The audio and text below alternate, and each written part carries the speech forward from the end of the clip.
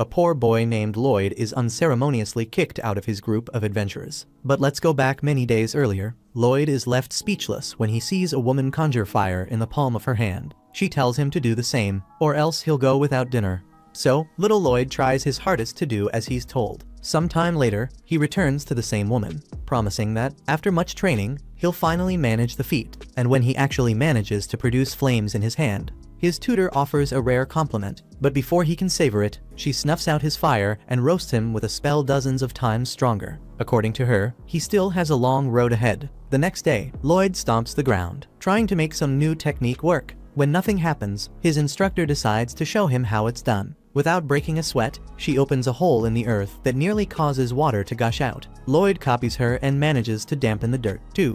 But as soon as he's praised again, he's immediately blasted by her magic, showing him what real water magic looks like. On another day, the little guy almost bursts a vein trying to manipulate the wind. Fed up with his antics, the teacher sends him flying with a single breath. When snow covers the land, Lloyd decides it's time to practice with this new element. Proudly, he shows his master a snowman he's made to look just like her. Not one to break tradition, she uses the very same snowman to grab him and drop him from a considerable height after magically making the snowman enormous. After digging himself out from beneath the pile, Lloyd realizes he needs more power and vows to work even harder. Then, there's the day his master is way past tipsy after a few too many bottles. Nursed by a monstrous hangover, she hears her apprentice ask if she's okay. She admits she's not at all. Lloyd, undeterred, places a hand on her forehead and prepares a healing spell. Feeling a bit better, the woman admits the boy's gotten pretty good at healing, and gives him a rare, affectionate hug. Lloyd is proud to have helped her. But there's no time to bask in it. She's already recovered and ready to dive back into magic training. Days fly by,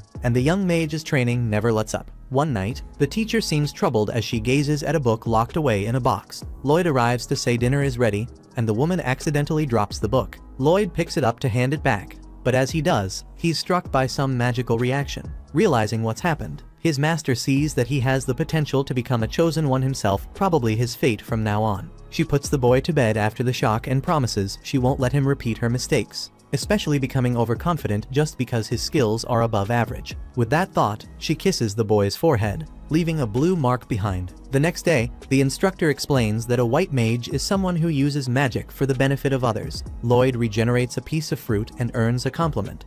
But his master immediately goes further, regenerating the whole tree and bringing it back to life with her healing magic. That's one of the reasons Lloyd admires her so much. That night, she tells Lloyd that, according to what she's heard, some beastmen can use rare magic to control monsters. Lloyd's curiosity is piqued by a mention of ancient magic in the book on the table. But the teacher's expression darkens, and she says he doesn't need to learn that it's just a type of magic that's been extinct for centuries. The following day, Lloyd conjures a staff, but his teacher thinks he's way too slow.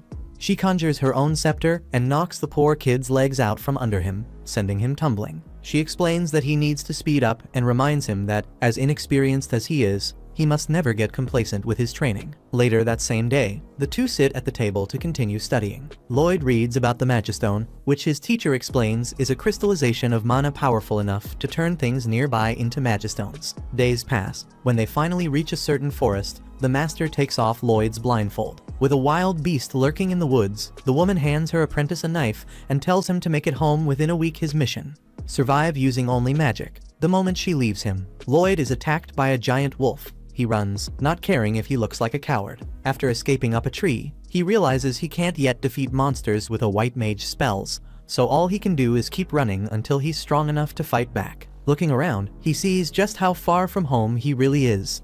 Climbing down, Lloyd stores the knife with a spell and keeps moving as the sun sets. At night, he regenerates a fruit from a tree to eat and collects more to take to a cave, where he'll be safe until morning. Drawing a magic circle on the ground, the young mage plans to tweak the design a bit and channel more power into his finger to improve his skills. With the sunrise comes more hardship. Lloyd has to cross a mountain with his climbing gear, and it's no easy task. That night, he shelters in the hollow of a tree and redraws his magic circle, working to control the flow of mana. Day by day, Lloyd presses on, always seeking to sharpen his talents and his mastery of sorcery. Every night, he practices his magic circle. He also works on improving his detection magic if he doesn't. he could end up starving. By combining two circles, the young mage hopes to boost his running speed. One morning during his week-long adventure, Lloyd accidentally steps on a branch and draws the attention of a giant spider. Once again, he takes off. And when he tests out his newly improved speed circle, it actually works, letting him escape unharmed. Running flat out, Lloyd finally makes it back home but passes out before he can even knock on the door. His master soon finds him and welcomes her apprentice back. Day and night raced on, one after the other, without pause. While tidying up a room in the house, Lloyd stumbled upon a book that immediately caught his eye. The cover was a painting of a city. Just then, his master appeared, telling the kid to get back to cleaning. But Lloyd, his voice noticeably deeper and more mature now, asked if he could borrow the book. The very next day, as Lloyd was sweeping the floor, his master called on him for help with a spell that could halt the aging process. The day after that, she interrupted him while he was hanging laundry on the clothesline, asking for a hand with a healing spell. Another day, over lunch, the mage revealed she'd thought up a new enhancement magic. That night, Lloyd was forced to drink a potion that kept him awake for an entire week just so he wouldn't need to rest and could keep working. Even so, he finally managed to find a moment to take a look at the book he'd asked to borrow. The next morning, his master went to wake her student for more experiments, but his room was empty. She spotted the book with the city on the cover, lying on the table, and realized the connection. Meanwhile, young Lloyd was making his way through the forest, heading straight for the very city he'd seen on that book's cover. Once inside the city walls, the mage wandered the plaza. Wide-eyed and anxious, he'd never seen so many people together in one place before. A man carrying boxes rushed past and cursed at Lloyd for standing in the way. But all Lloyd could think was how amazing cities seemed. He traded away his last coin for a loaf of bread. But just as he was about to eat, a sudden gust of wind slapped a piece of paper against his face. The trickster responsible vanished as soon as he saw his plan succeed, leaving Lloyd to read a flyer about adventurer recruitment. Some time later, far from there, inside a shadowy dungeon, a group of warriors battled a Cyclops. Lloyd was among them, awed by the intensity of the fight. The team's leader called for Sheena to cast a healing spell, while Lloyd slammed his staff to the ground and summoned a magic circle that spread across the whole battlefield. Now, everyone on the team was buffed up and ready to end the fight. First, the archer fired an arrow straight into the monster's eye. The Cyclops retaliated with a powerful punch, but the team's tank stepped in, blocking the blow, surprised at how much lighter the impact felt than she'd expected. A sorceress cast a binding spell, wrapping the Cyclops' arms and legs and giving their leader the perfect chance to finish the job with a powerful sword strike. After their victory, the tank gave Lloyd an odd look. When the group returned to the city, the whole team was greeted with cheers for defeating the Cyclops from the castle of Abaddon. But Alan the hero was by far the most celebrated. Later, when it came time to split the mission rewards, Lloyd was handed a much smaller share than the others. Alan explained that this was what a D-rank member got, and the mage didn't complain. With that settled, the leader called for a toast to their success. But Lloyd made it clear he wasn't much of a drinker and wandered away from the group. The witch grumbled about his attitude, while Alan remarked that any white mage could have taken Lloyd's place. White mages weren't all that useful in battle, and mostly there for show anyway. Meanwhile, back at Lloyd's master's house, she was visited by a man named Will, who brought news that her apprentice had been recruited by the heroes. She was glad the boy would get real training now, but worried he might become overconfident. Will asked if her regrets still lingered. Making her uneasy, she promised herself she wouldn't repeat past mistakes. Then Will recalled how, back then, the Demon Lord had sacrificed himself trying to steal that grimoire, taking many others down with him. At a crucial moment, Sybil's ancient magic had brought everyone the Demon Lord killed back to life at the cost of her own. At dawn, back in the city, a vendor was promoting a book chronicling Alan's group and their adventures. According to him, long ago, in ancient times, this world was created by the Creator, and legend had it that the heroes' trials were left behind, the national treasures of the sacred nation, the sacred swords. One of the 4 heroes chosen by these swords was Alan, the brave warrior of Ishtar. That's why all the monsters threatening the city had been defeated, one after another. Now, Alan's name echoed through the entire kingdom of Fulin and beyond. Speaking of the city's great celebrity, Alan staggered drunkenly into a room where the team's tank was reading a book on defense. Worried because lately the blows to her shield had felt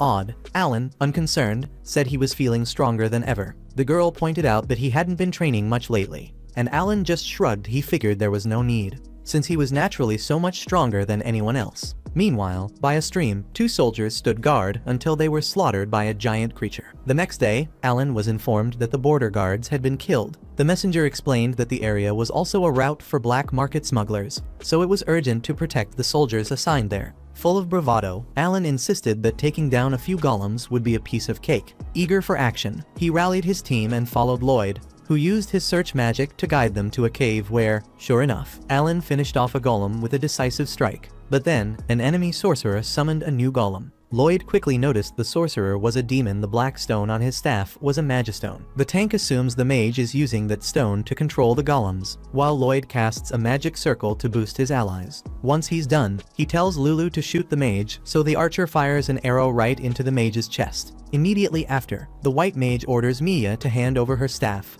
and as soon as the witch does, the enemy mage seals the scepter. Furious, Alan makes it clear who's really in charge. He's eager to end the fight once and for all. But Lloyd warns him that without the magic stone controlling the golem, the creature's movements become completely unpredictable, making any battle extremely dangerous. Alan ignores the warning and charges straight at the giant, forcing Lloyd to rush over and push the leader out of harm's way just in time. Annoyed, Alan snaps at the kid to get out of his way, then delivers a sword strike that brings the stone creature crashing down. With the mission over, we return to the opening scene where the party leader decides to kick Lloyd out of the group. He accuses Lloyd of always hiding behind the others and leaving all the healing to Sheena. In other words, not only is Lloyd totally useless, but he's also a burden to the team. Hanging his head, the outcast admits he still lacks strength. Alan just laughs and tells the white mage to get lost. 3 days later, Lloyd is searching for a new group. After yet another failed attempt, an archer tells him they already have a white mage on their team. With each rejection, Lloyd's frustration only grows, and his luck seems to have run out. Then suddenly, he hears a girl shouting at the guild receptionist, demanding a white mage right now.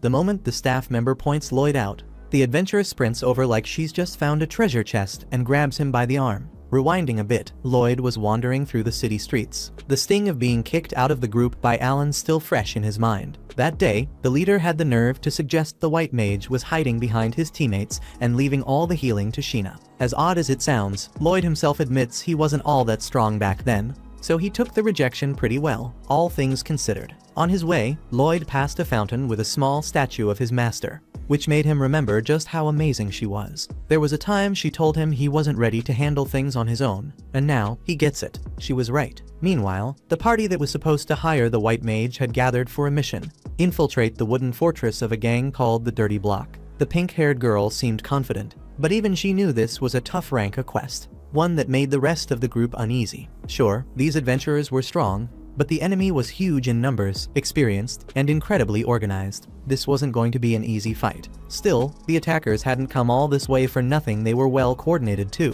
When the mage needed cover, the archer took out her targets without missing a beat. When the warrior was about to get ambushed from behind, the tank stepped up and raised his massive shield just in time to save her. And as the cherry on top, there was a teammate in the back, always buffing her allies. With a single physical enhancement, they managed to overpower the enemy and come out on top. Realizing everything had fallen apart, the gang's surviving boss started plotting an escape, but he soon found himself cornered by the adventurers, who all wore the insignia of his rank. With nowhere left to run, the gang leader decided to go all in and summoned a giant stone golem to face the adventurers. They knew that against a rocky body like that, spells and arrows wouldn't do much, so the frontline warrior, always the first to step up, once again moved in to defend. She landed a solid sword strike to the golem's head, leaving a small crack. But it wasn't nearly enough to slow it down. Not missing a beat, she called for Clum to cast physical enchantment on her. With the spell activated, she leapt back into the fray and delivered a second, vertical blow. This time, the golem split cleanly in half, as if it were made of butter. After the dust settled, Clum apologized for losing focus during the fight, making her question whether she really belonged in such a high-level group. But the warrior reassured her, saying there was nothing to worry about. Everyone understood Clum was in a tough spot, especially with her sister Sylvie going through a rough time. In the next scene, we're back at the moment when Lloyd gets turned down by the archer at the Adventurers Guild right before the pink-haired girl comes rushing in. Desperate to find a white mage, the receptionist figured the requirements for joining an S-rank party would make it almost impossible for anyone to qualify.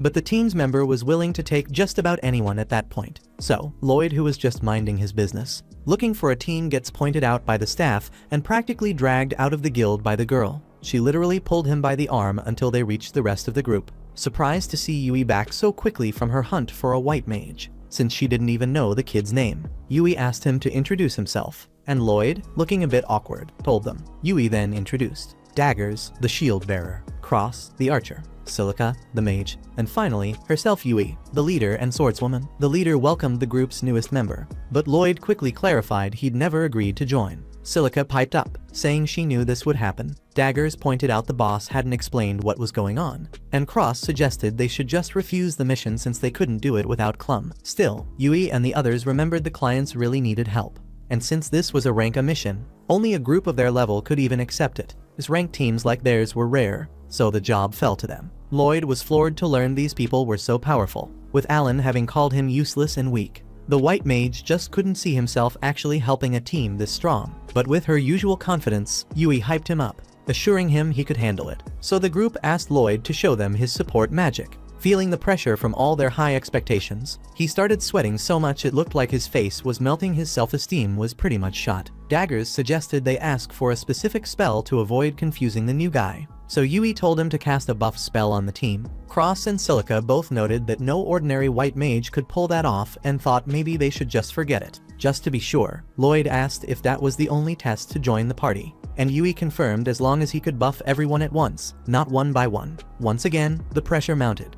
Lloyd was nowhere near their level, and besides Yui, none of them really believed he could do it. Still, Lloyd took a deep breath, braced himself, and reached for his staff. Suddenly, the entire party watched in awe as his staff materialized out of thin air. Lloyd used it to summon magic circles of different colors, each moving in perfect sequence until they gathered beneath the S-rank adventurers, creating a dazzling display of lights and color. Jaw dropped, Yui asked where he'd gotten that staff. Lloyd explained it was just a storage spell, but what he really wanted to know was what his teammates thought of his buff spell. Yui is left completely confused by what he meant, since she didn't even know the enhancement had actually worked. The others try to notice any changes in themselves, but only Cross feels a little lighter. To test it out, the leader walks up to a huge tree trunk and slices it clean in half with a single swing of her sword, leaving everyone standing there with their jaws on the floor. That's when Lloyd reveals he cast 5 different spells: physical enhancement, defense boost, magic power increase, mana consumption reduction, and status ailment resistance. Casting just one spell felt too simple to him, so he figured maybe everyone was expecting something a little extra. But when he sees everyone's shocked faces, the white mage thinks he's completely messed up and apologizes for doing something so low level, then starts to walk away, convinced he's not the right guy for this team. But Yui and the others quickly call him back, realizing he's misunderstood everything. Not long after, Lloyd tells everyone that he was once part of the legendary group made up of the only 4 heroes in the world, but he got kicked out for not being skilled enough. Silica admits she's never seen anyone cast so many enhancements at once like Lloyd just did, but the boy insists there are tons of white mages at his level kick any random tree and 5 just like him will fall out. Cross just has to ask where Lloyd gets this bargain bin self-esteem, while Lloyd recommends they try to get back the white mage who used to be in their group. About that, they explain Clum has a little sister who's sick, and Clum would care for her every day while still trying to go on adventures. The constant exhaustion wore down her health so much that it started affecting her work. On a mission the other day, the poor girl simply collapsed, so she decided to leave the group herself, thinking she was just causing trouble. Normally, this wouldn't be such a problem for most quests, but facing a rank challenge without a white mage, not the smartest move, which is why they're out searching for someone who fits the bill. Seeing how much the others still respect Clum, even though she's not in the group anymore, Lloyd feels a twinge of envy and asks about her little sister's illness. They admit they don't know much, but it seems to be some disease that turns the entire body into Magistone. Right then, Lloyd remembers a lesson he had from his old mentor about this. She'd explained that Magistone is a crystallization of mana, and its power tends to transform anything around it into Magistone as well. On that day, Lloyd asked her if there was any way to cure it. Thinking about it now, he asks to be taken to Clum's house. Sometime later, the white mage arrives at the former teammate's home with the current leader by his side. He cuts straight to the point, asking about Clum's younger sister. Clum explains that she used to adventure with Sylvie, her sister, but Sylvie suffered an injury in the middle of a battle that left her unconscious. To check her symptoms, Lloyd is led to the bedroom where Sylvie is resting. As soon as the door opens, he feels an overwhelming dark mana fill the entire room. Clum pulls back the blanket to reveal her sister's body, slowly being overtaken by Magistone. Lloyd says that if his theory is right, he can cure her. Clum, still in disbelief, points out that even advanced mages couldn't pull this off, but Lloyd's confident. He explains that the cause might have been a cut Sylvie suffered from a highly pure Magistone. He asks if she got hurt in a mana-rich cave, and Clum confirms they were on a mission to extract Magistone, and her sister got cut on her side. Seeing this, Lloyd realizes exactly what happened. Mana entered the wound and spread throughout her body, just like his mentor taught him. Regardless of who this kid or his teacher might be, Plum is desperate to save her sister and lets the young mage go ahead with his attempt at healing. Lloyd approaches the patient, raises his staff, and emits a light that clashes with the dark mana wrapped around Sylvie's body. The pressure is so intense he has to pause for a moment. He explains that he's using a reversed version of the mana transfer spell, drawing mana out of Sylvie, and thus reconfiguring the spell. He says the transformation to Magistone progresses because the mana is out of control, so he needs to lower it as close to zero as possible. If he can't remove that mana, any treatment will be useless. Now Lloyd starts using healing magic as well. But not just any healing spell, a broken version that consumes almost no mana, letting him absorb even more of Sylvie's mana while healing her at the same time. In the middle of all this, Yui asks if this is something hard to do, and Clum replies that hard doesn't even begin to describe it. What this mage is doing using spells he created himself and casting 2 types of magic at once is already impressive enough. But what's truly astonishing is that Lloyd has the resilience and willpower to withstand so much mana passing through him. There's no way any ordinary person could manage that. Eventually, the healing process keeps going, and Yui watches in awe as the parts of Sylvie's body that were turning into Magistones start to return to normal. Soon, when her body is completely restored, Lloyd stops the procedure and starts gasping for breath, completely exhausted. Sylvie finally wakes up to see her sister's tearful face by her side, which brings a smile to both Lloyd and Yui. After this miraculous and dangerous ordeal, Clum sincerely thanks Lloyd for his help, promising she'll go back to adventuring with her sister once Sylvie is truly well again. Before Lloyd leaves, Clum tells him she's confident he can lead the group, since he's proven what he's capable of. Even so, Lloyd reminds her he's not an official member after all. He's just not skilled enough for that. At night, the S-rank team gathers once again to hear the good news. Sylvie, Clum's sister, has finally been cured of her terrible Magistone condition. All thanks to the rookie white mage who turned out to be far more talented than anyone expected.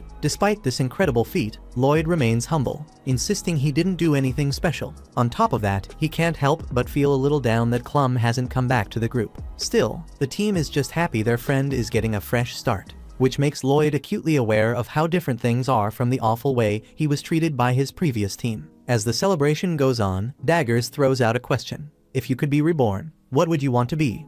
Silica admits she'd like to get married. Yui says the same, but adds she wants to become a great hero together with this team. Out of nowhere, Lloyd suddenly cuts in and asks if he can join the group. Instantly, it's clear everyone is on board with their new teammate, and the leader suggests they throw a welcome party for him. True to his modest nature, the white mage doesn't think that's necessary, but Yui basically forces him to go along with it. Seeing this, the others tease her, saying she just wants an excuse to drink like crazy. And Yui starts arguing with everyone, insisting that's not the case at all. Without wasting any time, the team gathers for the celebration, and Lloyd is moved by the feast his teammates have put together for him. Without overdoing the humility, he digs in with real enthusiasm, not turning down a single dish. He compliments the quality of the local food, but the others can't quite figure out why after all. This restaurant is just so-so by the town's standards. Still, considering the flavors in each dish, Lloyd remembers things weren't always like this when he was younger. Back in the days when he trained with his master. Curious, his friends ask what he means, so he explains he had a tutor who taught him magic, and she used to cook with nothing but garden herbs and wild mushrooms. Meat was a rare treat. Now everyone wants to know what kind of person his master was, and Lloyd shares that she specialized in offensive magic. In fact, it wasn't unusual for her to accidentally set off the odd explosion with her crazy experiments. Still, she taught him a few support spells, since she was far more skilled than he was in every way. Excited by that description, Silica thinks about asking this mage for some tips herself one day, but Lloyd immediately warns her that doing so means putting your life on the line every day. Cross figures she must have been pretty strict, but Lloyd admits she also had a gentle side. For all her clumsiness and reckless ways, she had a kindness that really shone through. At that point, the team leader announces it's time to talk strategy. But before anything else, everyone agrees the new guy needs to be brought up to speed on the mission details. Yui, terrible at explaining things, tries to pass the responsibility to Daggers, who points out that technically, she's the team leader, but since she's dodging, he'll take over. So, the shield bearer lays it out. The goal is to wipe out groups of monsters that have been destroying farms in the area. Apparently, it's not just one kind of creature behind the attacks, but all sorts of different races banding together, which is something adventurers have never seen before, since they're up against so many enemies. Cross admits he and Yui will have a tough time, and the captain adds that, in moments like these, they really rely on Silica's area spells. Even so, the mage points out she can't run out of mana during a crucial battle, so she'll need the others to help her save energy. That's when Yui asks if Lloyd can use offensive magic. He says yes, though his spells aren't as strong as his support magic. Daggers goes ahead and assigns everyone's roles. He and Yui will draw the monster's attention first, giving Silica a chance to blast them all at once. At the same time, Cross will hang back to protect both her and Lloyd, who'll be supporting with buffs and healing. Silica confesses she's excited to see Lloyd's support magic in action, but he makes it clear they shouldn't expect anything too spectacular. That statement obviously dampens the team's hopes a bit. Yui even tells him he ought to have a little more confidence, but he reminds them he was kicked out of the hero squad for lack of skill. Cross, for his part, says he'd take Lloyd over some arrogant jerk any day, and the rest of the team agrees. Leaving the tavern, everyone promises to meet again at the inn the next morning. The 4 veterans head off together, while Lloyd goes his own way. Daggers asks where he's going, since the hotel's in the other direction, and Lloyd sheepishly admits he doesn't have the money to pay for a room. So, the tank tosses him a pouch of coins as an advance for the missions they'll be doing together. Grateful for yet another sign of trust, Lloyd promises to earn every coin, and the shield bearer says that's exactly what he expects from the white mage. That night, back in his room, Lloyd reflects on how kind everyone on this team is and resolves to work hard to repay their kindness. The next day, they all meet up and wait for Yui to come out of her house. She's got a backpack on, unlike the others, and asks why nobody else is carrying one. Cross explains that Lloyd used his storage magic for everyone, meaning he can magically carry all their gear. Yui gets excited and hands her stuff over to the white mage, who uses his staff to stash her things, leaving the leader amazed that carrying heavy loads on the road won't be a problem anymore. Lloyd even offers to teach the trick to the others, who had no idea they could learn it too. According to him, everyone is born with at least a little mana, so with some practice, anyone can do the same. Feeling much lighter, the team heads out toward the farms in high spirits. Once they reach a certain area, Daggers points out that just past these mountains lies the Megocracy, the land of the demons. Right now, they're keeping a low profile, but who knows when they'll make another move to conquer the continent, since that's always their goal. A little further on, the group comes across a terrifying bridge where a fall means certain death. To break the tension, Yui distracts everyone with a question. When you need to come up with something on the spot to get through a tough time, what do you do with water? The others start tossing out answers. I boil it, I spill it, I freeze it, I toss it, I drink it, I pour it over my head. Seeing Lloyd is lost, the captain tells him to join in with his own silly answer. He laments that it's not the kind of skill he picked up from his mentor. So Cross explains the whole point is just to say something goofy on purpose and laugh about being wrong, while Yui says it's their way of keeping their minds relaxed on long journeys. Honestly, Lloyd doesn't really get why they do it. So she says that, even if the mission's tough, staying tense the whole time will just wear everyone out. Then, she hits them with another question. When you split the spoils of a hunt, you divide them evenly? But what do you call someone who forges a completely new path? The 3 most experienced teammates quickly chime in.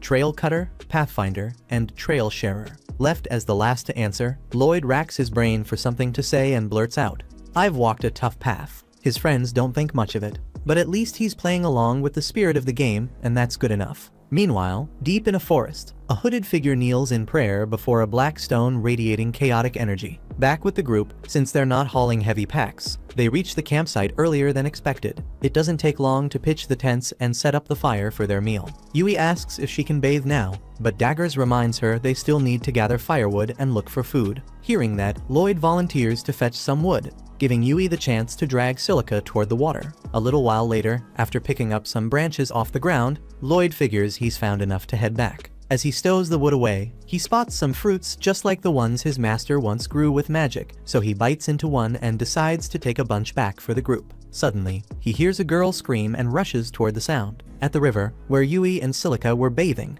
a huge aquatic creature appears menacingly. Lloyd recognizes it instantly, a basilisk. With the advantage of being in the water, the serpent surges toward the girls, its speed making it impossible for them to escape. They try to retreat as far as they can, but honestly, it's a hopeless effort. Just in time, Lloyd gets close enough to cast an offensive spell at the basilisk, drawing its attention and letting the girls swim to safety. He quickly pulls their weapons out of storage and tosses them over, then gives them both a support spell to help in the fight. As the basilisk lunges at Lloyd, Yui darts forward and slices the beast in half. But even wounded, it refuses to go down without a fight. Seeing the battle isn't over, Silica conjures a fireball and incinerates the creature in a burst of flames. Amid Yui's wild excitement, Silica tries to figure out where she got that much firepower. Their captain thanks the white mage for his help. If it weren't for him, they would have been snake food. As she asks him to put her sword away, she gestures toward the far bank where the scabbard was left. But the motion makes her towel slip off, and she lets out an earth-shattering scream, completely exposed. Later, the team gathers to learn the storage magic. But Yui can't even look anyone in the eye. With a big red handprint on his cheek, Lloyd explains that you just have to create an opening between your palms and put something inside. Honestly, no one really gets it, but they give it a shot anyway. Seeing this isn't getting them anywhere, Lloyd apologizes for not being a better teacher and for being so useless. Daggers tells him not to be so hard on himself, and Cross reminds everyone they're all beginners when it comes to this stuff. Noticing how understanding his friends are, Lloyd finally cracks a smile. Silica gets the idea to say the word storage aloud, and, just like that, magic happens in her hands. Turns out, all they needed was a spell. They're not like Lloyd. By late afternoon, thanks to the new technique, Silica manages to store her staff and gets a round of compliments. Cross tries to do the same with his gear, but only manages to put away half of it. When night falls, the team's white mage sits by the fire while Yui keeps an eye out, noting there are no monsters around. Sensing her mood, Lloyd asks if something's wrong, so she sits down and thanks him for joining the group. He says there's no need, he was in trouble and looking for work anyway. Even so, the captain feels like she forced him onto the team after showing so much concern for their client on this mission. Lloyd asks why she's so invested in this mission, and she confides that it reminds her of her hometown. When Yui was a child, monsters attacked her village, and she was the only survivor, so she couldn't just turn a blind eye when she heard about monsters attacking farms. Plus, smaller settlements would be in serious trouble if they lost their food supplies.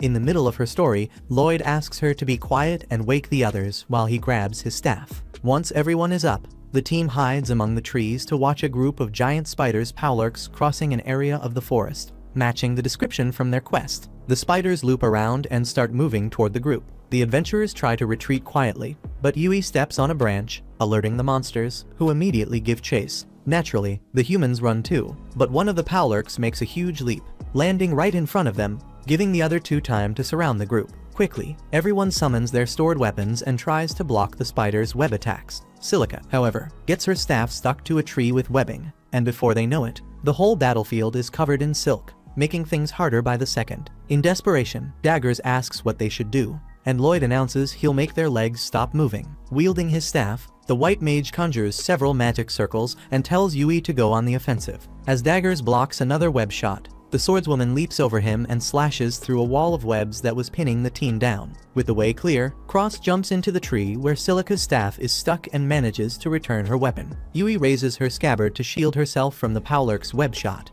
bracing against the impact. Using that opening, she rushes in and slices the monster's legs. The second enemy steps up to face her, but meets the same fate, left sprawled and motionless on the ground. Then, as the second powlerk fires its web, Yui uses the force to propel herself straight toward the third spider, gaining just enough momentum to cut off two of its legs in a single strike. Silica jumps in, unleashing a flurry of fireballs. At the same time, Cross fires arrows through each one, triggering an explosion of flames as they hit the spider. With the battle won, Lloyd apologizes to the group for giving orders, but Daggers assures him it was actually a huge help. The white mage has the skill and knowledge for it. In fact, Yui makes it clear that from now on, they're counting on Lloyd to take charge, and the others seem to agree, all but naming him the team's new leader. The next morning, the group breaks camp. Each member packs up their own gear, handling the storage magic themselves. As the others set off, Lloyd finds himself wondering why there were powlerks in this area and where they might be headed. But before he can dwell on it, Yui calls out to him, and he hurries to rejoin the group. At night, when the team set up another camp to spend the night, Lloyd couldn't stop thinking about those creatures' strange behavior. It looked like the entire pack was headed to the same place. Yui interrupted the mage's thoughts to ask if he was going to take the night watch alone again. When he said yes, Silica chimed in, warning that he was going to ruin his health if he kept this up night after night. Lloyd insisted on standing guard so the others could save their strength. Besides, he was used to sleepless nights, and since he was still inexperienced, this was the only way he could really help out. Yui started to grumble that the white mage was more important than he thought. But Silica saw that Lloyd wouldn't budge and decided to let him do as he wished as long as he promised to speak up if it became too much. The next day, as the group continued their journey on foot, The swordswoman kept glancing over at Lloyd for some reason. At one point, she noticed he was able to use a detection spell to sense enemies nearby a pretty advanced magic. Lloyd, however, didn't think much of it. Since his spell couldn't even scan that large an area, he planned to keep casting detection spells at regular intervals to make sure the surroundings were safe, which should help them avoid any surprise monster attacks. Yui worried that this routine might wear him out, but Lloyd assured her he was fine. With a hopeful look, she asked if there was any way she could help, but when he said no, she felt embarrassed and had to admit there was nothing more she could do. That night, while Lloyd was once again keeping watch by the campfire, the group's leader asked Silica if that guy just didn't trust the rest of the team. Sure, he was helpful and always willing, but he never seemed to rely on his companions for anything. Silica explained that everyone had their own pace. She reminded the leader that she and Yui hadn't been that close at first either. Lloyd probably had some self-esteem issues, which made it hard for him to connect with others. He just needed time and space to adjust in his own way. Yui remarked that Lloyd was a real mystery. He didn't know much about ordinary things, but he seemed to know a lot about other stuff. That just made her even more curious about what kind of life he'd led so far. As for that, Silica was certain Lloyd would share his story with them one day, as long as they didn't rush him and gave him the space he needed. The warrior agreed, but wasn't entirely convinced. With someone as unusual as Lloyd, everything might turn out the opposite of what they expected. Speaking of Lloyd, Daggers came over and asked the mage to take a walk with him. Lloyd said he couldn't leave his post, but Cross showed up and offered to take over for him. A few hours later, Daggers finished his work and showed Lloyd the series of bells he'd strung throughout the forest, perfect for alerting them if a monster passed by. With that done, he told Lloyd he could get some rest for the night, but Lloyd refused, feeling like he still had to stand guard. Daggers explained that's exactly what the team had done before the white mage joined them.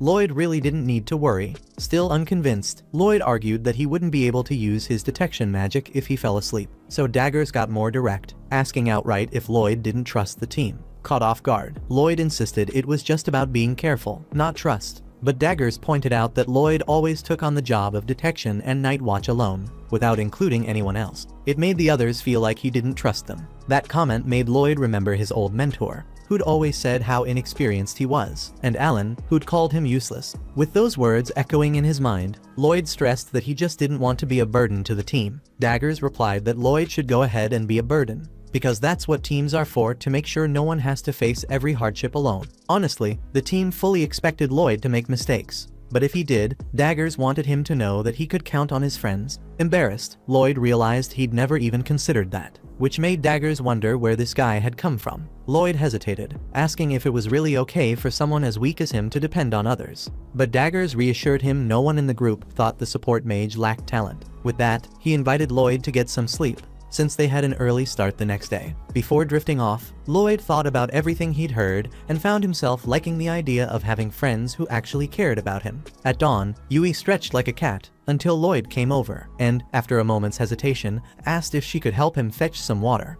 Of course, she agreed, and the rest of the team watched the scene unfold, smiles on their faces. Elsewhere, inside a mansion, a hooded servant informed his master that he would file his report once he and the others finished placing the mage stones at the designated coordinates. The master replied that, with that done, the path was open. He asked about the high-level adventurers operating in Ishtar, and the servant said that the monsters they'd gathered had flooded the adventurers with requests. So most of them were now out of the city, which had been the plan all along. Those who stayed behind were all low level, along with the hero's party. The boss wished he could get rid of that last group, too. But unfortunately, the hero only acted at the kingdom's request. Either way, it would be interesting to see what this team could do alone at the heart of the storm. With that, the servant was told to notify the client that it was time, and took his leave of Lord Michel. Back with the S-rank group, Yui started to sense that something was off in the forest as they made their way through it. The rest of the team agreed there was something strange in the air, especially when Cross pointed out that they hadn't run into a single monster since entering this deep part of the woods. Yui asks if Lloyd did anything with his magic, but he says no. He's been using his detection spell periodically, but that doesn't actually keep the monsters away. Speaking of which, he expands his search radius and spots a pack of monsters about 10 miles ahead. Checking the map, Cross realizes that direction puts them right near the farm where the group is headed. Yui raises an eyebrow. Didn't Lloyd say he couldn't scan that large an area? Lloyd admits that 10 miles doesn't feel like much to him. Silica points out that's 10 times more than average. But even though everyone's a little freaked out by the white mage's power, the team tries to keep calm and focus on the situation at hand. 10 miles later, they arrive at the mission's farm. And sure enough, there's a massive pack of dire wolves surrounding the place. But that's not what catches Lloyd's attention. What really stands out is the fact that this is the only spot his search magic is picking up any monsters at all. So, where did all the others go? Silica and the others agree it's seriously weird. There should be plenty of other creatures as strong as these wolves in the area. So it's not like the wolves just wiped out all the competition. Lloyd asks where the current owner of the farm is, and Yui says she heard he was injured by a dire wolf and is staying at his son's place in town. Suddenly, Cross points out something black and ominous in the middle of the farm, but no one else can see it. His eyesight is way better than the rest of the group's. Taking that into account, Lloyd casts a spell to enhance his own vision, and now he can see it, a magic stone radiating dark energy. He quickly uses the same spell on the others so they can see it too, and after a quick analysis, the white mage starts to believe that the shadowy mist swirling around the stone is beastfolk mana. Lloyd remembers his mentor mentioning that there are beastmen capable of using a rare magic to command monsters, and it sure seems like this magic stone is behind what's happening at the farm. Just then, Lloyd detects another wave of monsters heading their way, more than 1,000 creatures from all sorts of species. At that point, the boy is sure everything is connected to that giant magic stone, which must have the power to attract beasts. He wonders if someone is trying to get rid of them, but decides that would be way too indirect if that were the case. Cross thinks they should fall back, but Yui refuses. If they retreat, the monsters will destroy every field in the area. The archer asks if she really plans to take on 1,000 monsters at once, and she falls silent. On the other hand, Daggers doubts they could even escape from so many enemies, and Silica adds that if the monsters chase them, and there's a battle near town, the townspeople could be in serious danger. Finally, Lloyd decides the best move is to fight, and he's already got a plan. First step, deal with that magic stone. He asks the archer if he can hit it from here. Cross figures he probably can, but doubts he can destroy it. Lloyd says that's fine, it'll be enough. So Cross readies his bow. At the same time, the support mage provides a boost to make up for the lack of firepower. And when the arrow flies with the added buff, it's enough to shatter the magic stone. Impressed, Cross asks what Lloyd just did, and Lloyd explains that he simply cast enhancement magic on the archer, the bow, and the arrows. Cross can't believe the guy can buff people and weapons at the same time. But once again, Lloyd just thought that was standard procedure. Besides, he only cast the spell. The real skill was Cross nailing a shot from that distance. Immediately, the group watches as the wolves revert to their natural ferocity after the stone shatters, turning on each other and starting to fight. Yui asks if Lloyd expected that when he decided to break the magic stone. He says it was obvious that Thing was manipulating the beast's behavior. On the other hand, he'd also thought it was controlling the approaching horde, but apparently not, since that enormous mass of monsters is still closing in at full speed. And then, the horde finally draws dangerously close to the 4 humans standing against it. Since the white mage claimed he could tank the beasts, Yui tells him it's time to do something. But he replies that the timing still isn't right. The rest of the team starts to get seriously nervous in the face of such a threat, while the mage stays calm, waiting for the perfect moment. So, when 3 wolves lunge at Silica, Lloyd tells her to react. She fires back with a firestorm spell. Even she's amazed at how intense her magic is. She's never seen anything that powerful come from her staff before. Yui demands to know what kind of sorcery Lloyd pulled off, and he explains he just used magic power boost and mana cost reduction on her. The firestorm rages across the land, engulfing the horde in flames, but Lloyd tells Silica to cast it again, and then follow up with a wind spell. Cross realizes that the flames and the monsters will keep burning after the wind magic fans the fire. Plus, the smoke will make it harder for the flying monsters to see. Next, Lloyd initiates a telepathy spell with the archer to share the exact enemy positions he's detected. With their locations clear in his mind, Cross is able to ignore the smoke and land pinpoint shots on the winged beasts swooping down from above. Up to this point, everything's going according to plan, but Lloyd isn't one to leave things to chance, so he stays in command, making sure they wrap this up. He tells Silica it's time for the final phase, and she warns him her mana is almost gone. So the boy places his hand on hers and performs a mana transfer. The whole ordeal was so intense it left Lloyd completely dazed. He'd poured so much magic energy into his ally that he felt drained himself. But still, he told her to focus back on the fight. Silica raised her staff and cast Luvia, unleashing a powerful downpour that snuffed out the fire before it could spiral out of control, drenching the entire forest. After pulling off such a powerful spell, the mage was out of mana for good. She lost control of her body and just collapsed. Luckily, Daggers was there to catch her before she hit the ground. Yui assured her friend that they'd handle the rest, Silica, struggling to even speak, told them not to push themselves too hard. The swordswoman couldn't help but laugh at the irony, hearing that from someone who had nearly passed out from trying too hard herself. Putting that aside, Yui pointed out that Lloyd had been brilliant for coming up with a plan like that. But, true to his rock-bottom self-esteem, Lloyd just shrugged it off and said he hadn't done anything special, just what any support should do. Seeing there was no changing this guy's mind, Yui gave up on the pep talk and drew her sword, ready to finish the job. Daggers hoisted his shield, moving to stand by her side as they squared up for the next round. Meanwhile, Lloyd and Silica lay back on the grass, exhausted, as if they'd just climbed Mount Everest. Frustrated that he was worn out from just this, Lloyd realized he still had a long road ahead of him. A moment later, a beastwoman lets out a terrified scream after being grabbed by a demon. A beastman, who looks a lot like her, dashes in to save her, but he can't catch the attacker. Frustrated, he unleashes a furious roar, vowing that the demon will pay for what he's done. Meanwhile, back with the group of adventurers, Lloyd, having recovered from his exhaustion, comes to a realization. Whoever's behind all of this is targeting Ishtar, which means they've all been deceived. As they set out again, the white mage conjures up several vials filled with a purple liquid, emphasizing that this mission was probably a trap from the start. By sending high-level adventurers away on previous missions, their enemies were actually drawing them away from Ishtar, weakening the city's defenses. Cross argues that Ishtar still has the hero and the knights to protect it, but Daggers admits that Lloyd's deduction is starting to make too much sense. Either way, the archer reminds everyone that the Magistone they saw earlier was strange too, and the whole group agrees the city might be in danger, and they need to head back immediately. So, Lloyd packs away the box of potions after drinking one himself, then casts a support spell on his allies. Suddenly, he takes off at an inhuman speed, leaving his friends in awe. Without really understanding what's going on, they all bolt after him, feeling light as feathers. On the way, Lloyd explains that he simply cast a speed boost spell on everyone. Elsewhere, back at the secluded mansion, the demon who kidnapped the beastwoman arrives. Michelle welcomes her esteemed client, but the visitor asks not to be called that. The host just laughs and says that Great General Grist sounds way too formal anyway. Grist then warns that the Vanguard is closing in on Ishtar, and that their plan is working, all thanks to that woman. Speaking of which, he hopes she'll be useful in the future too. Michelle agrees she's a special one, and they stand to gain a lot by using her. Grist doesn't quite get what he means by that, but considering people once called him the Demon Lord's right-hand man, the least he can do is trust his talent. As for the rest, the man insists he can do anything as long as he's paid well for it. Meanwhile, the beast girl who was kidnapped is now locked up in a cell.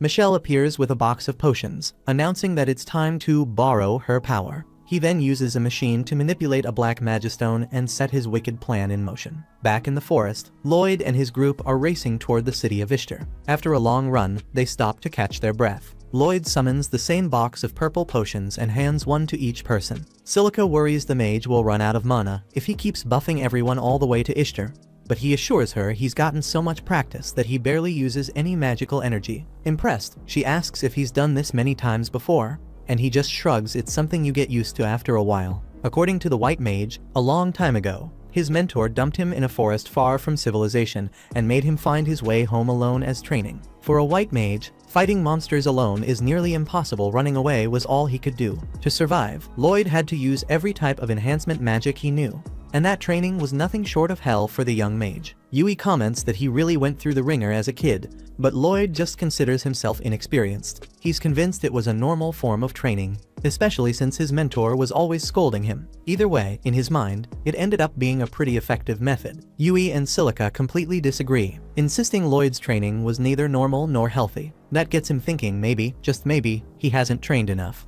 After all, he's traveling with a team of S-rank adventurers while he's nowhere near that level, and he feels like he needs to work even harder to catch up. The girls sigh, lamenting that the guys gotta screw loose, but decide not to push it any further. As the saying goes, it takes one lunatic to understand another. Finally, Daggers calls everyone back to the road, and the white mage does what he does best.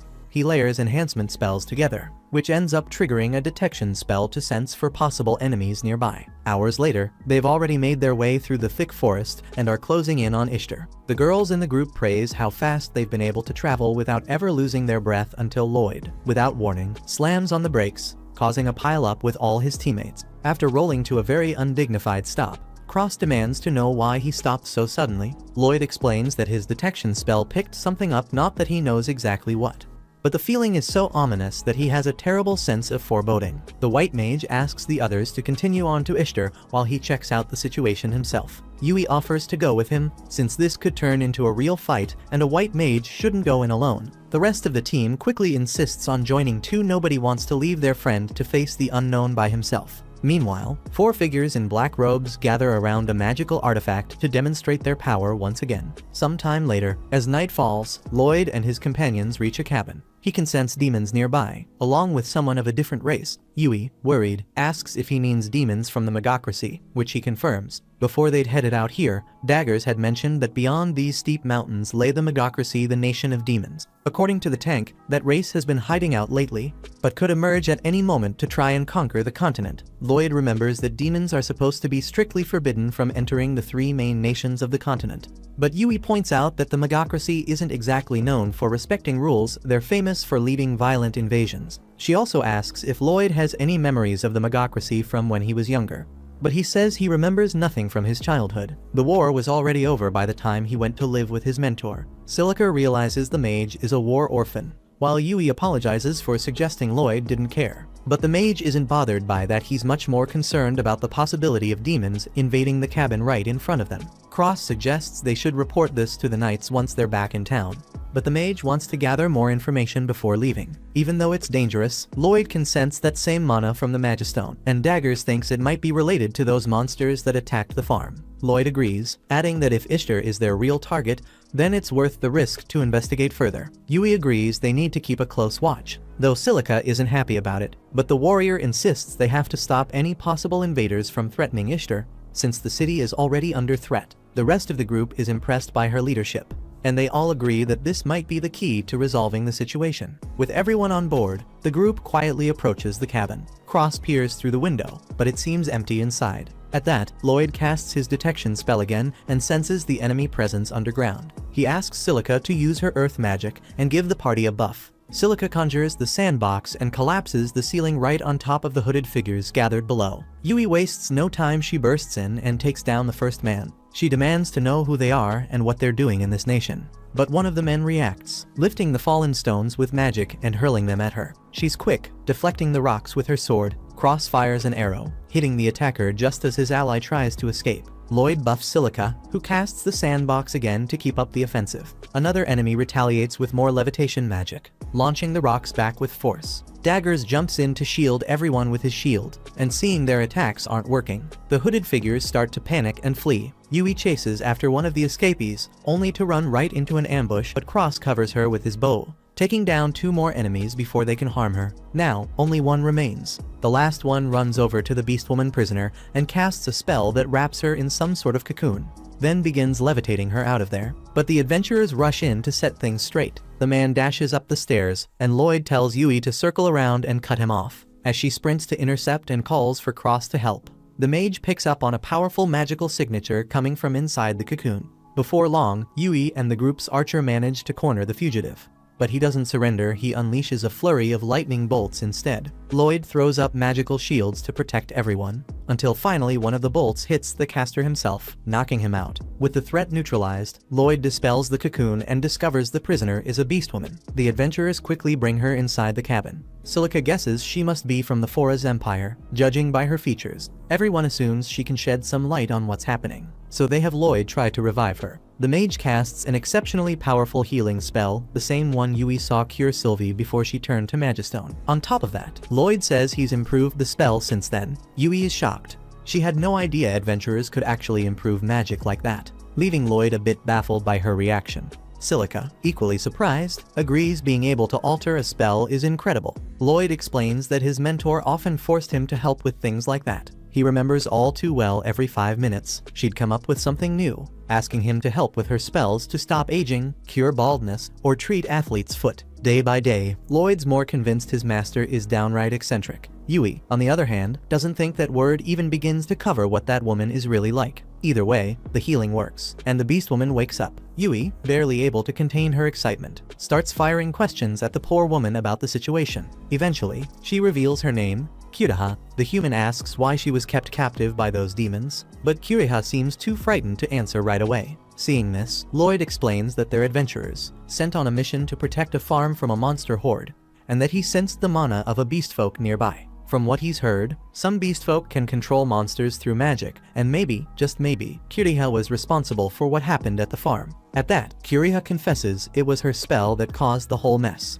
Meanwhile, out in the forest, two Ishtar scouts stumble upon a gigantic magistone and realize that a huge number of creatures are lurking in the woods, guarding the object. With no hope of fighting, they turn to flee only for one to be taken down instantly by vicious wolves. At the same time, an army of creatures begins to march through the forest toward the city. Back at the cabin, the adventurers are stunned to learn there really is a spell capable of controlling monsters. Kiriha confirms the demons forced her to use that power, turning it into a weapon which all but confirms that the Magocracy is behind the attack on Ishtar, since the city is a crucial strategic point for conquering the whole continent. The big issue now is that, if the demons' plan was to leave the city's defenses wide open, Ishtar might already be in serious danger. Given the circumstances, the group rushes back toward Ishtar with Kiriha joining them. Lloyd feels bad for dragging her into all this, but she admits she'd be in even bigger trouble if they left her behind. After some time running, they stop for a quick break, all anxious to reach the city before it falls to the looming threat at its gates.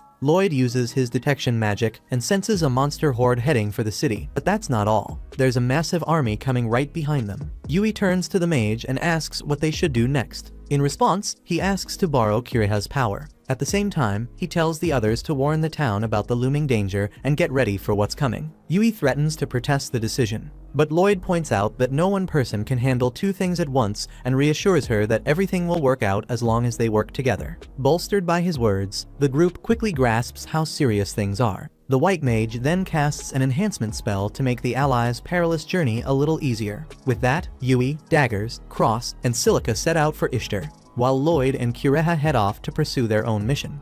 Meanwhile, back at his group's mansion, Alan was furious. Every single candidate for recruitment was terrible. In his opinion, these guys were even more useless than that piece of trash, especially since none of them even used storage magic. Mia complained that their limit was just 2 enhancement spells at once. The rest of the group began to wonder if maybe Lloyd was actually exceptional, and the leader had simply never seen it. Still, Alan stubbornly insisted that the kid was nothing special. In the middle of all this, a royal knight stepped into the office to deliver news from a patrol in the forest. At that moment, a horde of over 10,000 monsters was advancing toward Ishtar, and the army needed their group of adventurers to help form the defensive lines. Hearing this, Alan saw a golden opportunity to make a name for himself. He ordered word sent to the troops that they'd be ready for battle soon, especially since it was a royal request, and now he could finally prove he was the most powerful warrior in the kingdom. Meanwhile, not far away, Lloyd and Yui were already keeping an eye on that massive horde. To the support mage, it even looked bigger than the one marching toward Ishtar. If a horde this large joined the main force, Ishtar wouldn't stand a chance. That's why they'd made the right call in moving ahead to decide on a plan.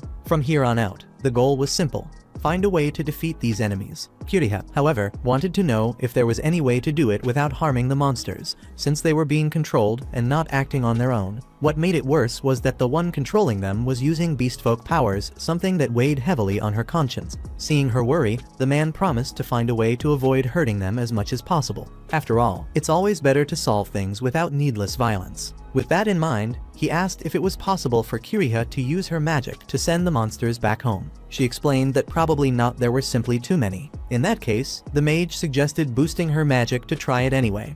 She agreed to give it a shot. The support mage began preparing his buff to enhance her power, but her spell ended up being blocked. That's when she realized something in the forest was interfering. Back at the Adventurers Guild, Alan was gathered with the other warriors who would join the kingdom's battle force. As usual, he was acting arrogant and belittling everyone else's skills, acting like he was leagues above them, especially since all the rank A adventurers and higher were out of the city. Only B rank and below were left. Hearing the hero's taunts, several adventurers were already seething with irritation. But for Alan, of course, this meant nothing. He even pushed it further, calling them nothing more than neat shields for the strongest to shine. Abusing his status as a hero, Alan made more and more enemies until the guild branch director arrived to restore order, reminding everyone that the real enemies were the monsters, and there was no time for infighting. Not wanting to lose the spotlight, Alan raised his voice and laid out his brilliant battle plan.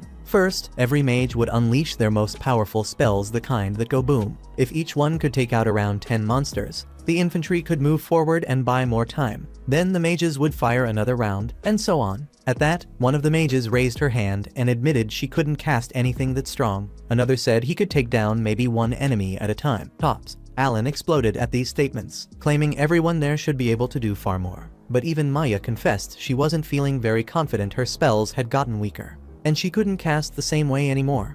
That only made Alan angrier.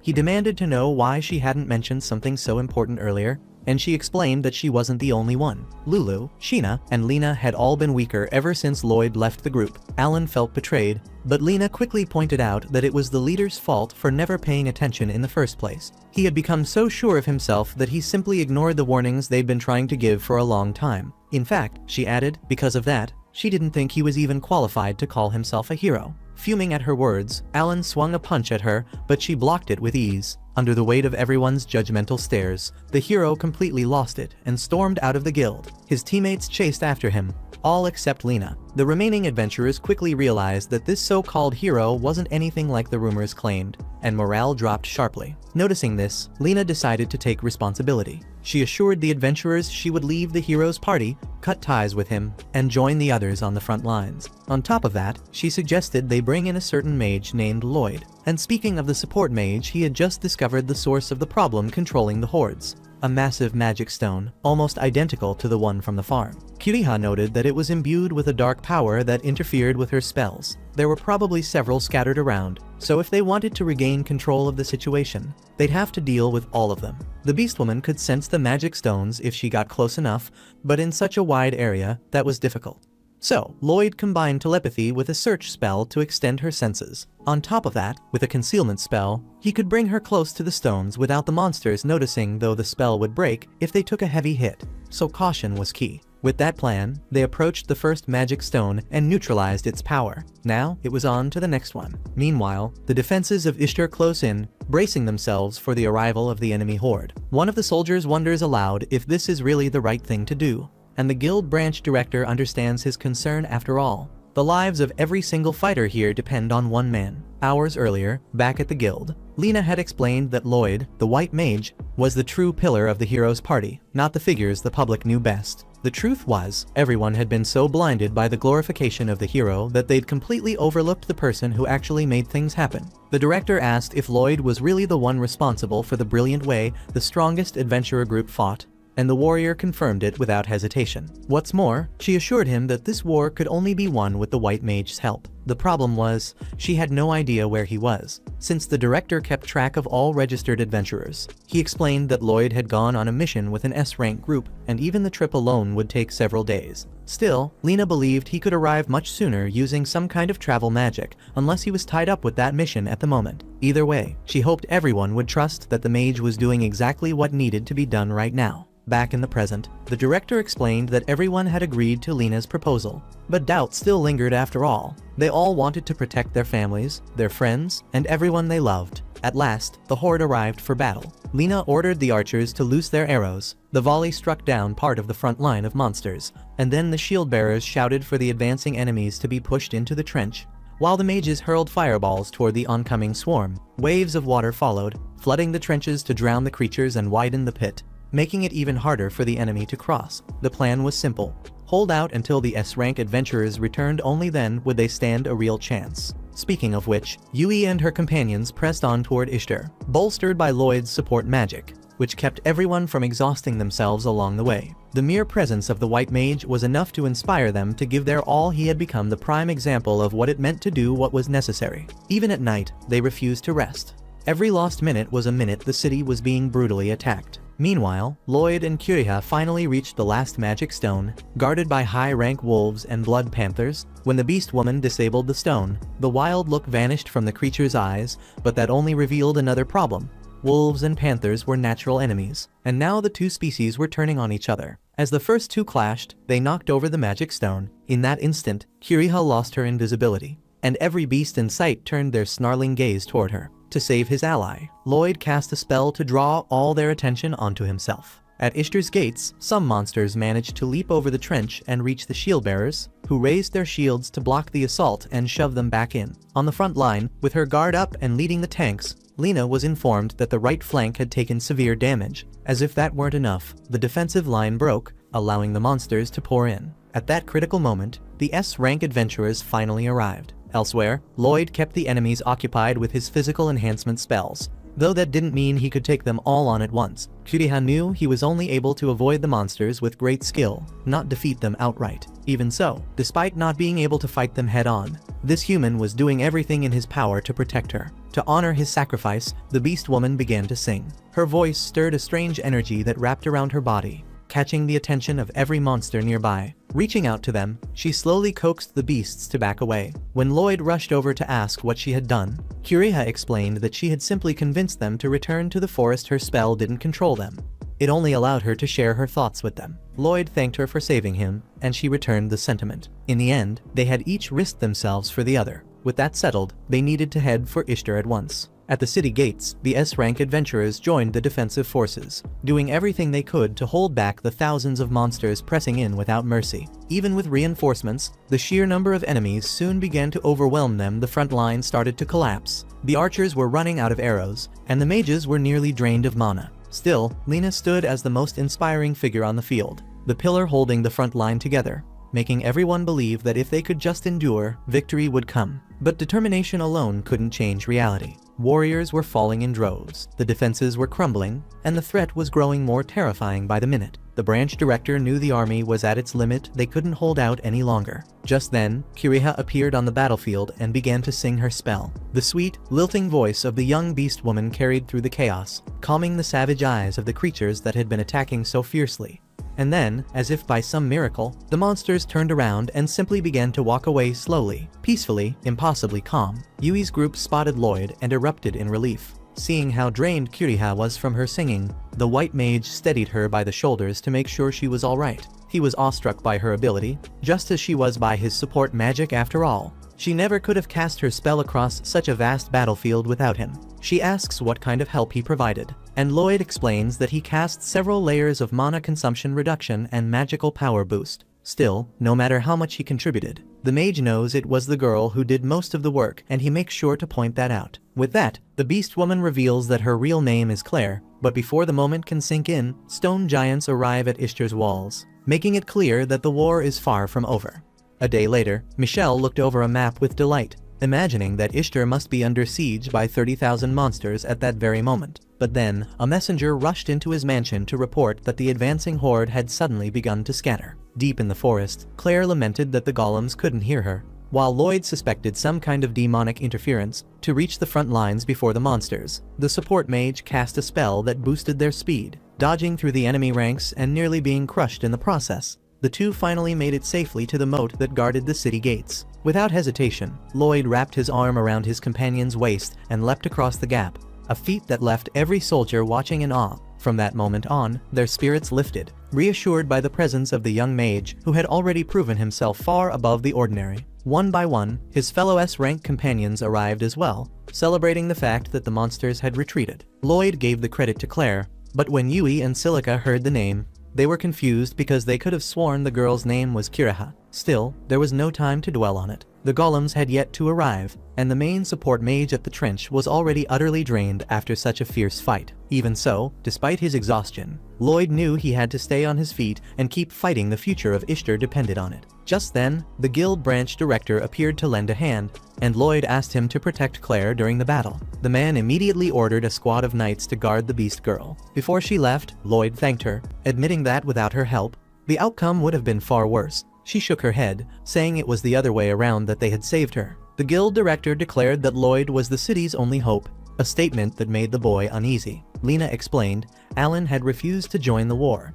After quarreling with a few adventurers at the guild, he simply abandoned his duty. Lloyd pointed out that thousands of lives were at stake, but Lena scoffed, saying that man was no hero. At that, Lena faltered, clutching the deep wound in her abdomen. Lloyd, though nearly drained of magic, managed to heal her completely. The effort left him so weak he nearly collapsed, and she had to hold him up. She told him that thanks to his support magic, their party had always been the strongest. even if Lloyd himself couldn't see how powerful he truly was. She admitted that she had never realized just how vital he'd been to their group. She hadn't even stopped the others from casting him out. With tears in her eyes, she apologized. But Lloyd still believed he'd been expelled because he was too weak. Before they could speak further, the golems finally reached the moat. The soldiers at the front charged in recklessly, and Lloyd tried to warn them that these weren't ordinary golems. It was too late. Several warriors leapt into battle only to be slaughtered instantly. Seeing this, Lena raised her shield and ordered volleys of fireballs. But just like the arrows before them, the blasts barely scratched the monster's stone armor. One after another, the golems pushed across the moat,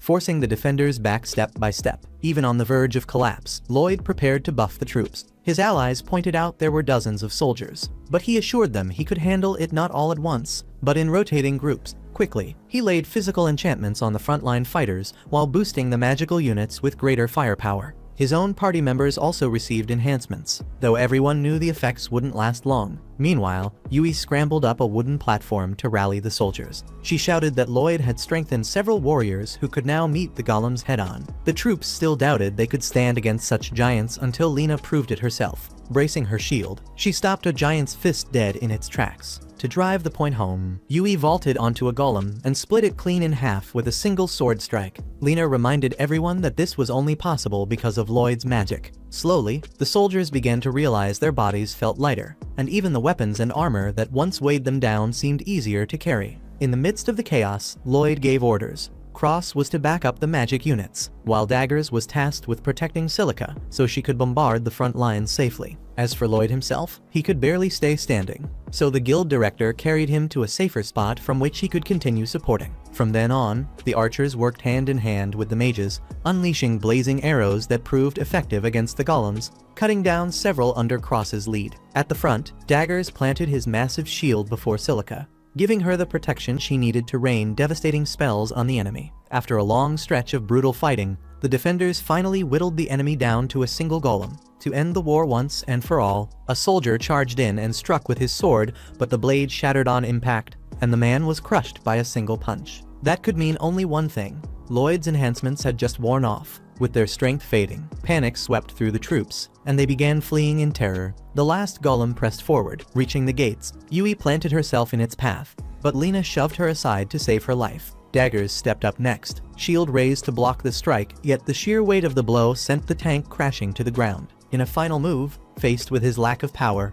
Lloyd manages to enchant Yui's weapon. Realizing this, the girl calls upon the support of the squires Daggers and Lena. With the sword in hand, the young swordswoman waits for the golem to throw another punch, and when the blow is absorbed by the shields, she takes advantage of the enemy's lowered guard to deliver the strike that would end the battle. Watching the fight from afar, the mysterious mage mutters to himself that Lloyd seems to be thriving far more in a real battlefield than he ever did with his group of adventurers. Meanwhile, the great General Grist storms into Michelle's mansion in a fury, determined to announce that their enemies have rescued the beast woman. But Michelle is not there, which drives the demon into such a rage that he smashes his host's table clean in half. With his plans crumbling, Grist begins to suspect Michelle's interference, and so he decides to turn against his former ally. Sometime later, Lloyd awakens in the inn's bed. Yui sitting by his side, tending to her friend. The mage laments not being strong enough to endure the entire fight, but she reminds him that he is far greater and far more cherished than he believes. Outside his room, dozens of townsfolk press against the door,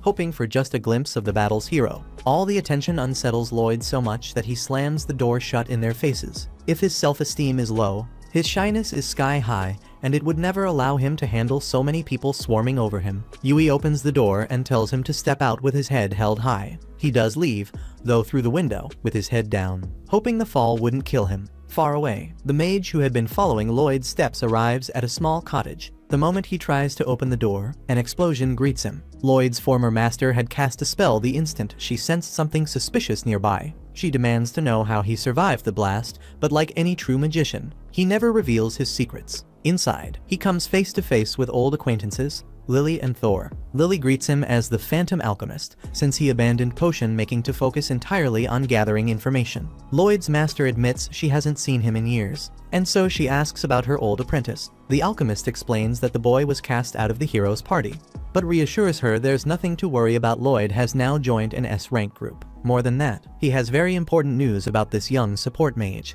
Back at the inn, after fleeing the crowd, Lloyd is cornered by his teammates, who demand to know why he's running from everyone. They explain that nobody's chasing him to invite him to dinner, it's just the townspeople's way of showing gratitude, since he saved the city. True to his insecure nature, Lloyd insists he only gave a little assistance in the war. His friend, however, make it crystal clear, he needs to stop setting such impossible standards for himself, because it's only tormenting him. Instead, he should learn to have far more confidence in who he is. In the cottage, the Phantom Alchemist confides that Lloyd has no idea how truly capable he is, a blind spot that could harm not only his own well-being, but also his relationships with everyone around him. Saddened, Lloyd's master admits she would hate to think her student might repeat the same mistakes she once made. In Ishtar's central square, Yui persuades Lloyd to appear before the people. Immediately, the crowd raises their mugs and fists high, cheering for the savior of the city. Lloyd, in turn, insists they should thank the warriors who fought so bravely for the territory's safety. Yet those very soldiers step forward, declaring they could never have fought without the unwavering support of the great mage. With no room left to argue, Lloyd is crowned, at least in the people's hearts, the great hero of Ishtar. Not long after, Alan hears the news.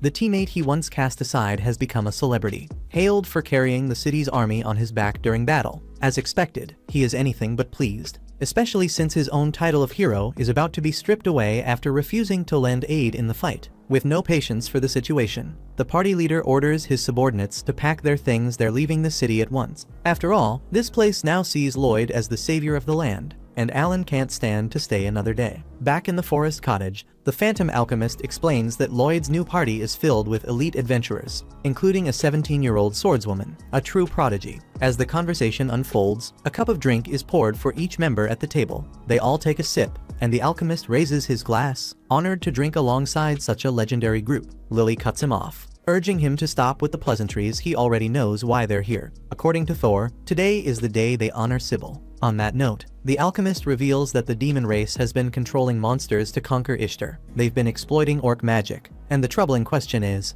why are the demons acting now? Of all times, it almost seems as if the Demon King has returned. At this, Lloyd's master snaps, declaring that monster was exterminated long ago. There's no chance of his return. Otherwise, everything Sybil achieved would be for nothing. Thor calms her, pointing out that the possibility is slim, and anxiety won't change anything. To protect the future Sybil created, they must give everything they have right now. Back in the city, the S-rank adventurers are summoned by the young Lord of Ishtar. Upon entering his mansion, they are surprised to find Claire waiting inside. Only then do they learn that the Beast Woman has been welcomed as a guest of honor by the Lord of this land. At last, the young man introduces himself properly, Lord Abel Lucas. Cross admitted that at first, he thought the guy was either the gardener or the butler of the house. Not even the rest of the team believed this boy was actually the one in charge of everything, especially since they'd heard the Lord had been in that position for over 10 years. Naturally, everyone assumed he'd be at least a little older. Puzzled, Abel Lucas asked if he didn't look older,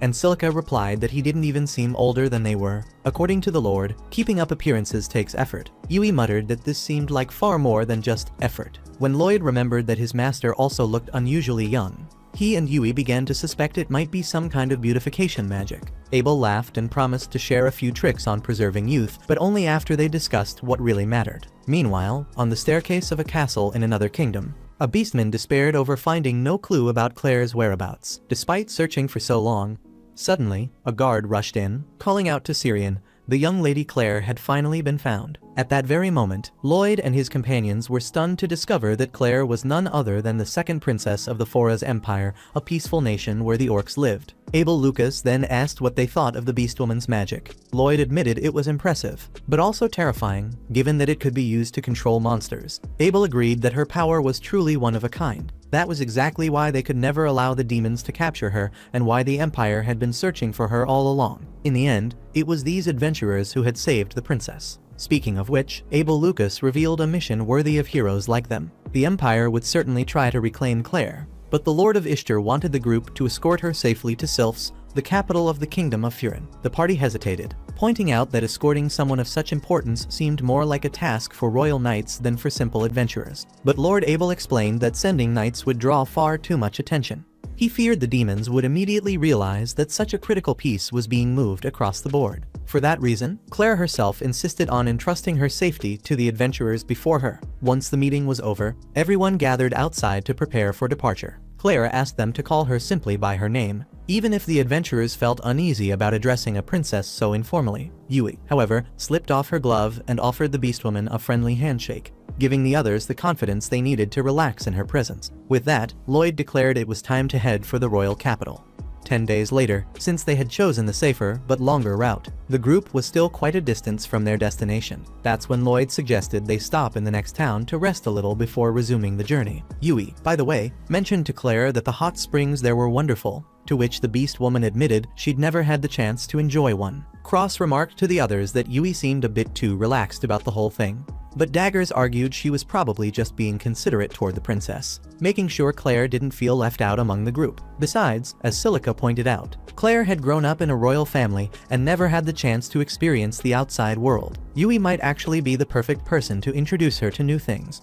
Convinced by the reasoning, the archer reconsidered and admitted that the swordswoman was acting like a true leader by thinking outside the box. However, the moment they reached the hot springs, Yui dashed ahead, leaving everyone else behind just so she could soak first, making Cross certain she really was just being laid back after all. Speaking of relaxing, the girls wasted no time enjoying the hot water while they could. Well, all except Claire. Having never done anything like this, the princess was embarrassed about showing her body, something the other girls had no problem with. Eventually, once they managed to coax her into joining the aquatic gathering, the adventurers complimented her beauty, which quickly spiraled into a debate about who had the most developed body. In the end, it turned into Silica accusing Yui of eating too many snacks lately, claiming that's why the swordswoman's figure had gotten a bit rounder. Meanwhile, on the other side of the wooden partition, the men had their own kind of playful contest. While the girls compared who had the bigger melons, the guys competed to see who could scrub the back of the friend in front of them with more force. Being at the end of the line, Lloyd drifted off into thoughts about his mission. In his mind, the closer they got to the capital, the greater the chance of running into demons. If the enemy truly intended to recapture Claire, now would be a reasonable time to strike. What made him doubt that, however, was the sheer scale such an operation would require to breach this part of the kingdom. It was more likely they'd send only a handful of elite units to move in the shadows. Whatever the enemy's next step might be, the only thing the White Mage knew was that he had to stay one step ahead to prevent Claire from being kidnapped and to rub it in the demons' faces that the only horn they should fear was the one only his girlfriend could provide. And speaking of rubbing, Lloyd was so lost in thought that he ended up scrubbing Cross's back with excessive force. Around the men's section of the hot springs, shouts like, "Not so hard, Lloyd," echoed through the air. After this little bonding session, the group gathered to discuss preparations for the rest of the trip. Lloyd suggested staying in town a few more days to settle some loose ends before heading to the capital, which Daggers thought was perfect, especially since he needed to buy new gear, considering his current shield looked more like a grandma's pot lid. Silica also loved the idea, since she hadn't had time to properly practice her magic, or even, as she joked, to fart in peace during this long adventure. Seeing how concerned his friends were with staying sharp, Lloyd thought he should also give his best to develop his own skills. After all, he was under orders to protect Claire, and as the White Mage, he needed to rise to the responsibility and never let his companions down again, like he felt he had in the last battle. The next day, Daggers kept his word and went searching for a decent shop to buy new equipment. By chance, he came across Yui and Claire taking a boat ride through the city's beautiful waterways. When Yui asked about his weapon hunting progress, the tank sighed that he hadn't found anything worthwhile yet. Hearing this, the princess recommended he check out a small, shabby-looking shop she'd noticed on her walk. It didn't look like much, she said, but you never know. With nothing to lose, the shield bearer gave it a try and was astonished by the sheer quality of the items inside. Out of nowhere, an old man appeared, practically scolding him for even being there, as if Daggers were some kind of thug looking for trouble. After reassuring the elder that he only wanted to browse the merchandise, Daggers examined the equipment on display. Yet, as impressed as he was, he couldn't understand why the shop wasn't thriving despite having such fine wares. The answer came soon enough. A rowdy group of adventurers barged in with swagger. Their leader found it amusing that there was another customer inside and even mocked Daggers, assuming he must be a low-level adventurer if he was considering buying weapons as pathetic as the ones here. Enraged, the shopkeeper stormed out, blood in his eyes, to kick the thugs out, but the leader stood his ground and sneered, asking how business was going. The old man laughed bitterly, pointing out that this very man was the biggest reason the shop wasn't doing well. Curious, Daggers asked if these guys were land grabbers, but they denied it with pride. Instead, as the henchmen introduced him as though they were presenting a god, Their leader revealed himself to be none other than Garen, the strongest, most handsome, and most muscular rank adventurer in the region. Unimpressed, Daggers simply assumed the guy must be famous. Garen confirmed it with arrogance, adding that Daggers, on the other hand, looked like just another rat from the gutter. Unfazed, the tank asked why an rank adventurer was harassing an old man. Garen explained with a grin.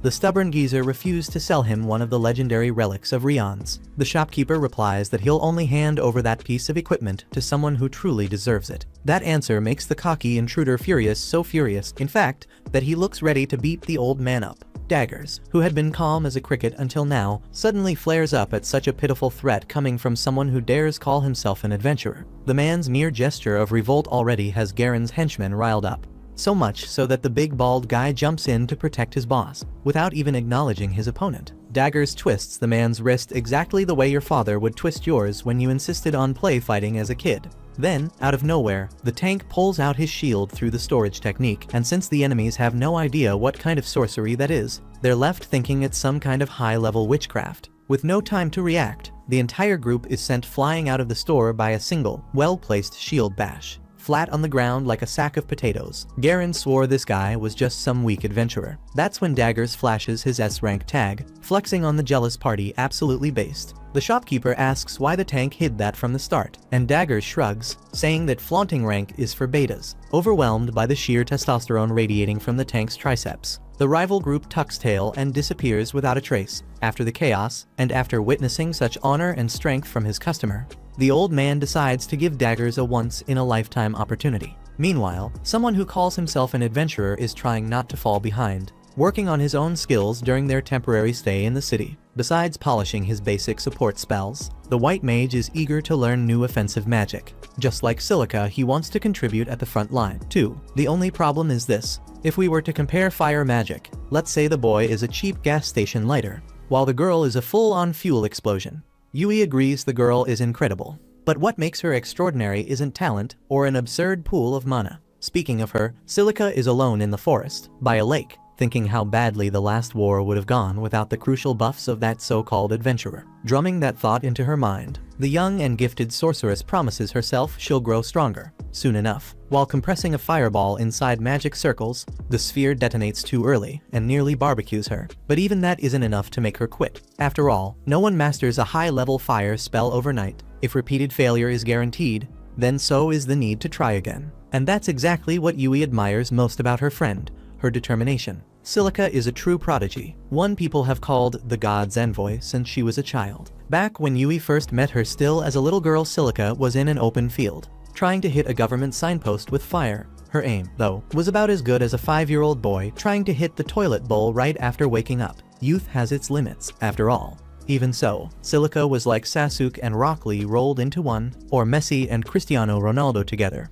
Talent fused with relentless effort. With that mindset, she never lets herself be easily discouraged. And it's exactly this drive that allows her, in that very moment, to create her newest spell, Burst. The result: half the forest blown to bits, the price of progress. After pulling off such a feat, Silica is left drenched. She wonders why she has to be so clumsy, because even if she tries to act careful in front of her teammates, the truth is she's a total scatterbrain when she's alone, and it bothers her more than she cares to admit. Shoving those thoughts aside, the mage prepares to leave, when suddenly a sound comes from the woods. Fearing it might be a monster, she braces herself.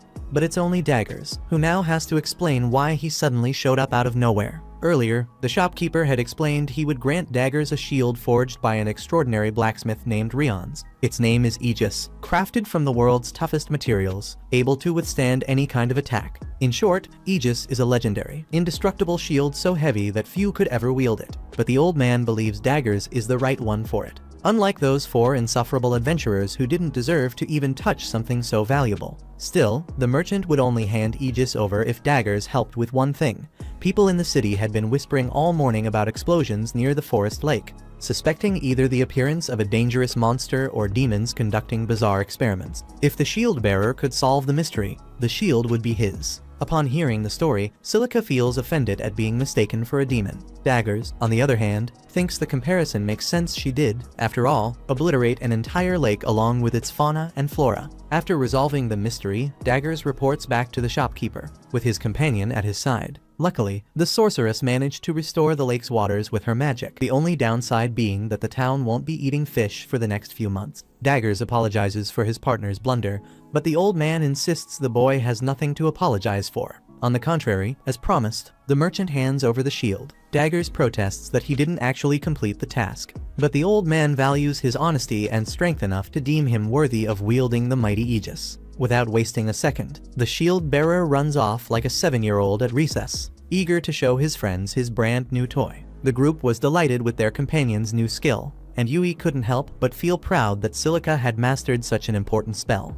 Brimming with excitement, she asked to see it performed live, and the mage agreed. So long as the swordswoman understood, she might get accidentally pulverized during the show. Watching how incredible his friends were, and how far they had come, Lloyd refused to be left in the dust. He swore he'd rise to the challenge. While Cross complained about the pressure everyone was piling onto this journey. In response, Yui urged her companions not to be afraid. Patient, she said, was the virtue of those who endure, and if every step was taken with equal parts caution and determination, then the future would not only be bright, it would be inevitable. Her words left everyone speechless, until she reminded them of the most important lesson of all. An empty sack can't stand upright. On that note, she invited Claire to check out a restaurant that looked promising, to which Cross, unimpressed, muttered that their so-called leader was just being lazy again. Check out these videos appearing on your screen and subscribe so you don't miss the next part.